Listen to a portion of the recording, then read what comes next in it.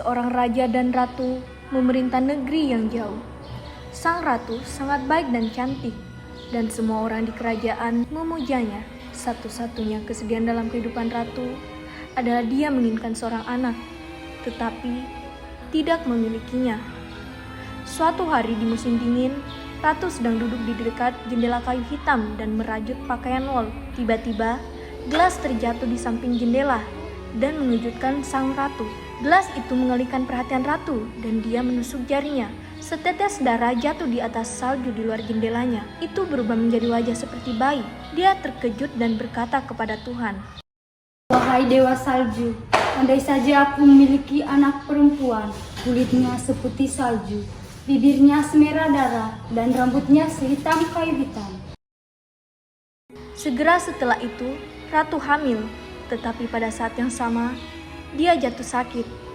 Banyak dokter mencoba menyembuhkannya, tetapi dia tidak sembuh. Ya ampun, jangan khawatir.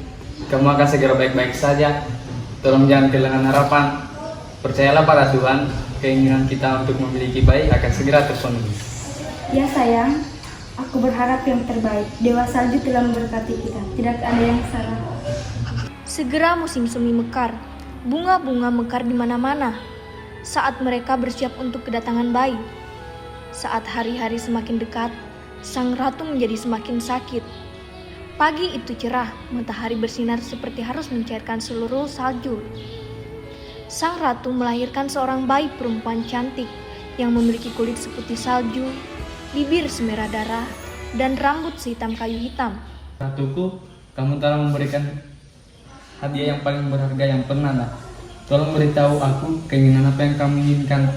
Aku akan memenuhi semua keinginanmu. Terima kasih sayang, tapi sepertinya sekarang aku tidak bisa menghabiskan waktu bersama bayi kecilku. Oh sayang, Kamu seputih salju, aku menamaimu Putri Salju. Berjanjilah yang mulia, kamu akan menjaga putriku. Dan berjanjilah kamu akan menikah lagi. Dan jangan pernah bersedih dalam hidup tanpaku. aku akan selalu menjaganya bagaimanapun caranya sayangku. Jangan menangis rajaku. Selamat tinggal cintaku. Selamat tinggal. Selama beberapa tahun, raja sangat sedih dengan kematian ratu yang terlalu cepat. Dia sendiri yang merawat putri salju, tetapi sebagian besar waktu raja sibuk bekerja di kerajaan. Dia menyadari bahwa putrinya membutuhkan ibu yang penuh kasih sayang untuk mengasuh. Jadi, dia memutuskan untuk menikah lagi. Ratu baru itu sangat cantik, tetapi lebih dari itu, dia sangat sombong dan wanita yang kejam. Dia telah mempelajari ilmu hitam, dan dengan itu, dia mengendalikan raja. Dia juga memiliki cermin ajaib yang memprediksi dan mengatakan kebenaran kapanpun dan apapun yang ingin dia ketahui. Cermin, oh cermin, siapa yang paling cantik? Oh ratuku, kamu yang paling cantik dari semuanya. Oh sungguh, terima kasih banyak, kamu jenius. Seiring berjalannya waktu, Putri Salju menjadi lebih cantik dari sebelumnya. Dia menjadi gadis tercantik di semua kerajaan. Ibu tiri mulai merasa iri dengan kecantikannya. Cermin, oh cermin, siapa yang paling cantik di dunia? Kamu ratuku, cantik dan cantik itu benar. Tapi Putri Salju bahkan lebih cantik darimu. Beraninya kamu berbicara seperti ini? Ini tidak masuk akal. Minta maaf, saya hanya dibuat untuk mengatakan kebenaran, Nona. Ratu menjadi marah dan memanggil pemburunya. Pemburu! Ya, Nona. Bawa Putri Salju ke hutan dan bunuh dia. Dan bawakan aku hatinya sebagai bukti. Baik, Nona. Ratu meminta Putri Salju untuk pergi ke hutan dan membawa kembali beberapa bunga ajaib. Pemburu yang malang itu membawa Putri Salju ke hutan. Tetapi mendapati dirinya tidak dapat membunuh gadis itu. Oh putri cantik, ibu tirimu memerintahkanku untuk membunuhmu. Tapi aku tak bisa membunuh jiwa yang cantik dan baik sepertimu. Lari sejauh mungkin dan jangan pernah kembali lagi ke kastil. Ya ampun, ibuku akan menghukummu jika kamu tidak membunuhku. Aku akan menanganinya, entah bagaimana. Tapi sekarang kamu pergi. Putri Salju berlari secepat yang dia bisa. Pemburu berburu babi hutan mempersembahkan hatinya kepada ratu. Hahaha. Sekarang aku yang paling cantik. Putri salju sendirian di hutan gelap yang luas dan dia tidak tahu harus berbuat apa dan kemana harus pergi. Pepohonan seakan berbisik satu sama lain, menakuti putri salju yang mulai berlari. Dia berlari melewati batu tajam, melewati duri dan saat malam hampir tiba, beberapa burung kecil berkumpulan di sekelilingnya dan mulai menarik selendangnya. Dia menyadari bahwa mereka ingin menunjukkan sesuatu padanya. Dia mulai mengikuti burung-burung itu. Tiba-tiba, dia melihat sebuah rumah kecil yang aneh dan masuk ke dalam untuk berlindung bersama burung-burung itu. Di dalam rumah, semuanya kecil tapi rapi. Ada sebuah meja kecil dengan taplak putih yang rapi dan 7 piring kecil dengan makanan di atasnya. Di dinding ada 7 tempat tidur kecil, semuanya berjajar ditutupi selimut. Putri salju sangat lapar. Dia makan beberapa sayuran dan sedikit roti. Dan dari setiap cangkir, dia minum sedikit susu. Dia kelelahan setelah berkeliaran di hutan. Jadi, dia berbaring di salah satu tempat tidur kecil dan tertidur lelap. Setelah gelap, pemilik rumah 7 kurcaci kembali ke rumah. Mereka menambang emas di pegunungan. Burung-burung mencoba membangunkan putri salju, tetapi dia tertidur lelap. Begitu mereka tiba, mereka melihat ada seseorang di sana. Siapa yang duduk di kursiku? Siapa yang telah makan dari piringku? Siapa yang telah makan rotiku? Siapa yang memakan sayuranku? Siapa yang menggunakan garpuku? Siapa yang meminum cangkirku? Tapi yang ketujuh melihat ke tempat tidurnya, menemukan seorang gadis cantik terbaring di atas sana. Seseorang tidur di tempat tidurku. Ya ampun, gadis ini sangat cantik. Biarkan dia tidur, jangan berisik. Mereka semua tertidur lelap di sekitar tempat tidurnya. Putri salju berikutnya bangun dan dia terkejut melihat 7 kurcaci. Jangan takut. Kami adalah kurcaci. Kamu ada di rumah kami. Siapa namamu? Nama saya Putri Salju. Bagaimana Anda menemukan jalan ke rumah kami? Putri salju memberitahu mereka tentang keseluruhan ceritanya. Para kurcaci berbicara satu sama lain untuk beberapa saat dan kemudian berkata, Jika Anda mau menjaga rumah kami untuk kami dan memasak, membersihkan tempat tidur, mencuci, menjahit, merajut, dan menjaga semuanya terbersih dan teratur, maka Anda dapat tinggal bersama kami dan Anda akan mendapatkan semua yang Anda inginkan. dengan sepenuh hati. Jadi, Putri salju hidup bahagia dengan para kurcaci. Setiap pagi, para kurcaci pergi ke pegunungan mencari emas. Dan di malam hari, ketika mereka kembali ke rumah, Putri salju memiliki mereka makanan.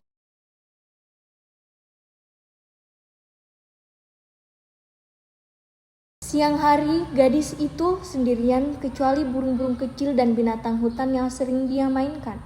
Cermin, oh cermin, siapa yang paling cantik di dunia? Kamu ratuku sangat adil itu benar. Tapi putri salju di luar pegunungan dengan 7 kurcaci masih 1000 kali lebih cantik darimu.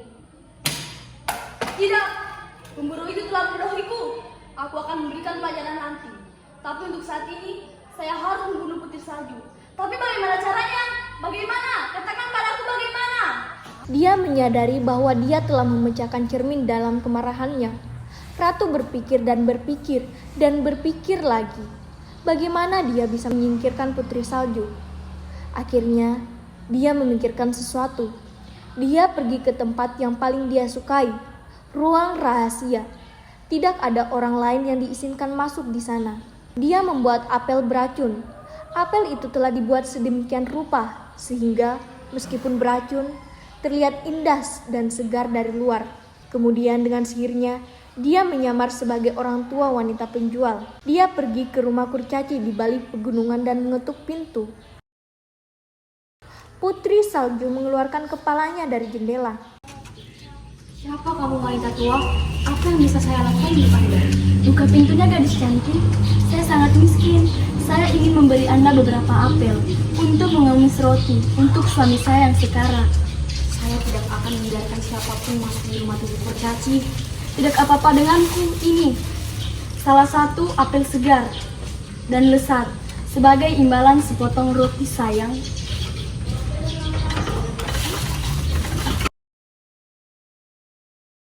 Ketika Putri Salju melihat apel yang indah dan bersinar, dia tidak bisa menolak untuk memilikinya.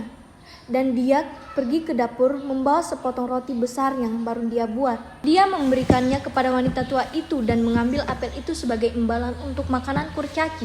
Dia hampir tidak memiliki gigitan di mulutnya. Dia jatuh ke tanah. Ratu jahat berubah menjadi dirinya yang sebenarnya. Putih seperti salju, merah seperti darah, dan hitam sehitam kayu aboni. 7 kurcaci tidak akan pernah membangunkanmu. Dia segera berlari kembali ke istana dan berdiri di depan pecahan cermin. Cermin itu akhirnya menjawab sesuai keinginannya. Ketika para kurcaci pulang pada malam hari, mereka menemukan Putri Salju tergeletak di tanah.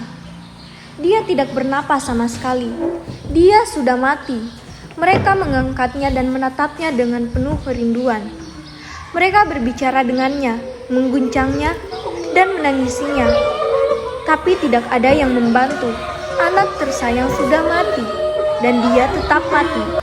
Mereka membaringkannya di tempat tidur jerami dan ketujuh kurcaci duduk di sampingnya dan berduka untuknya, dan menangisinya selama 3 hari.